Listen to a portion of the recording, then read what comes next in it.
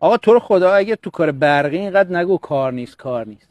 یه ساختمون داریم مثل این، میخوان برای سائقه گیر اجرا بکنن، اومدن بهت گفتن که یه سیستم زمین، یه ارتینگ خوب برای ما اجرا بکن، نرو مثل آماتورا و ناشیا یه دونه صفحه براش اجرا بکن، یه دونه میله براش بکوب. باید بلد باشی یه کار درست درمون خوب انجام بدی، هم پول خوب بگیری، هم سر طرف چاق بشه. من اینجا یه سائقه گیر میخوام بیارم پایین، از طریق هادی نزولیش برسه به اینجا، یه دونه ارت باکس بزنم بفرستمش بره تو زمین. کار درست اینیه که من انجام دادم. الکترود کانترپویز باید بزنم.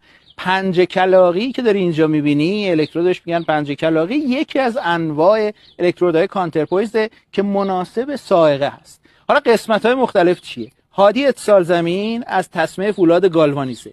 اینجا هم که شیرینکش کردم، جایی بوده که می‌خواسته وارد خاک بشه، ریسک خوردگی داشته، اومده اینجا رسیده به یک کرپی.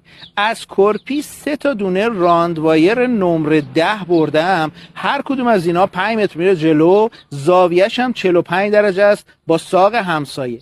به این ترتیب یک سیستم زمین مناسب برای سائقه گیر که قشنگ میتونه سائقه رو تو زمین دفع بکنه برای طرف ایجاد کردم.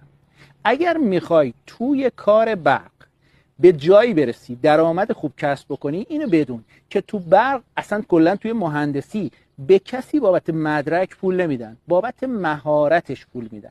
این پستایی که توی پیج ماهر برای تولید میکنیم دائما برو اینا رو ببین. مهارت رو باید بلد باشی. وقتی مهارت بلد باشی، کار تر و تمیز استاندارد بتونی خوب